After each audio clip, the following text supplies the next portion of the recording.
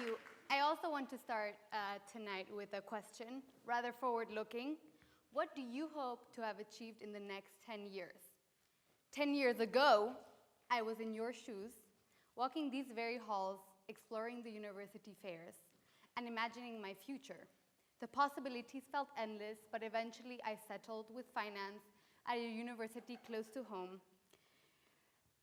Those years were intense, filled with tough decisions and defining moments. And looking back at my journey, it was shaped by taking steps out of my comfort zone. Today, I want to share with you two pivotal stories, one that kickstarted my career, and the other one, the one that brought me where I am now, working at Climeworks, a company tackling one of the world's largest challenges, climate change. But before I dive in, let me start with a lesson, since we're in a school. When I was a ski teacher in the Swiss Alps, and why stepping out of your comfort zone is essential for personal growth. That's me. As a ski instructor, one of the first things that you're taught when you're learning how to be a ski instructor is how to guide the beginners without overwhelming them. Think about it. You wouldn't want to be on top of an icy black slope on your first day. And to avoid that, we have what is called the three-zone model. Here it is. In the nucleus, you have your comfort zone, and as we've heard today, this is where you feel safe and secure. And it's a great place to build confidence. But staying there for too long can lead to boredom and stagnation. And in skiing, it's like only staying in the easy slopes. And then you have the learning zone, which is where the magic happens.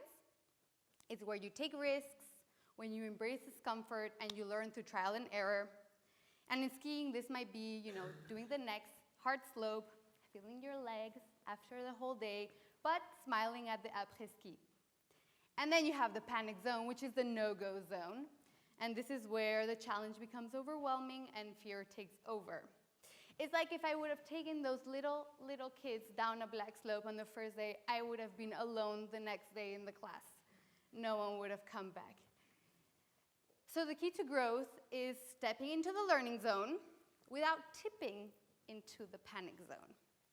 And with that in mind, let me share the two stories where I stepped into my own learning zone and where in some cases the panic zone was just around the corner. During university, I had the chance to go on exchange. At first, I wanted to go to Spain, which is my home country, but my parents encouraged me to go further, to explore the world, quite a big one, and to expand my horizons. So I chose Buenos Aires, Argentina, a very dynamic city with 14 million people, and a place I had never been to before. And the first weeks were challenging, definitely in my learning zone, finding housing, navigating the new culture, dealing with all the administrative hurdles of moving to a new country. But I adapted quickly, I made friends, and soon settled into a familiar bubble of university classes, international friends, and some parties. And then I realized something. I was back into my comfort zone. And I wanted more. I was across the world, after all. And that's when I decided to challenge myself further by finding my first real job. After putting myself out there, I landed a role with Melina. That's Melina. She's the founder of a luxury beachwear startup. And I was a little skeptical to join her. This is actually in her home. We were really selling the stuff that was made by local Argentinian ladies. And it was really just the two of us, and her dreams were big, and she pushed me to learn fast and take initiative. One of the most exciting projects that we did when I was there was launching a pop-up boutique by the beach in Uruguay. That's where we are. Uruguay's all the way there. Uruguay again. We were in this little tiny town with 5 streets called Manantiales, in case you're from there. I, in fact, found a CDL student in this little town, believe it or not. So maybe some of you know this place. And this was the beach where our pop-up boutique was located. The project was intense. We imported clothes, hired contractors to remodel a restaurant into a boutique, designed the interiors, and this was all my first time. I was learning by doing on the job. And this was our final result. That's our boutique.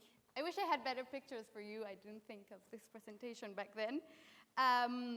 We even collaborated actually with a celebrity event, dressing models and landing our designs on the front of some magazine covers.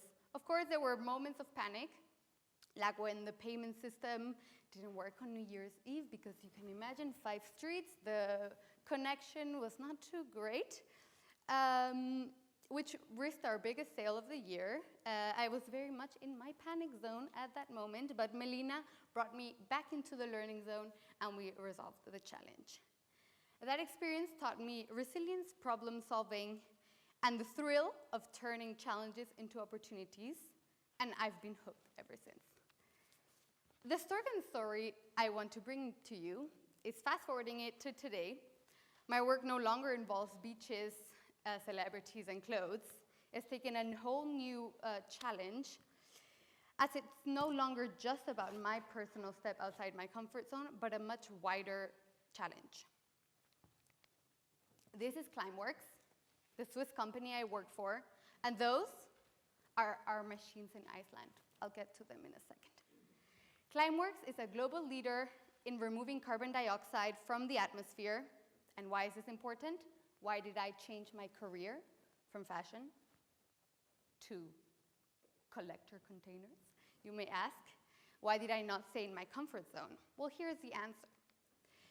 Climate change is the biggest challenge of our time. It's actually quite uncomfortable to think about it. And to limit global warming to 1.5 centimeters and to reach the Paris Agreement goals, we must reduce our emissions drastically. This we all know. However, even transitioning to renewable energy, putting the solar panels, doing the wind turbines, geothermal energy, etc., will be resulting in unavoidable emissions regardless. And that's where carbon removal comes in. You probably know some things that remove carbon, like trees. But trees, however, are essentially not enough. And to remove all of these unavoidable emissions, we would need at least 3 Amazon rainforests. So at Climeworks, we stepped into the learning zone to create something bold. I wanted to be part of the solution to a problem, and I want to safeguard the Earth, the planet, sorry, for the generations coming. And so the transition to this industry was obvious for me. I wanted to be part of a company where our core mission and vision was to save the environment. So let me tell you about the fun stuff. How does these machines work? So we pull air into these ventilator-like containers. Think of it the size of the ship containers that we transport things around the world. We pull the air using renewable energy, geothermal, in Iceland. And then there's a special material in there called sorbents that captures the CO2 and then stores it underground, as you see here, through a natural mineralization process. I'm not an engineer, so I'm not sure about the science 100%. I'm trying to learn it every day at work. And then the filtered CO2 exits, the filtered air exits without CO2. It's really groundbreaking work. Our first plant opened in 2021, and our second one recently in May.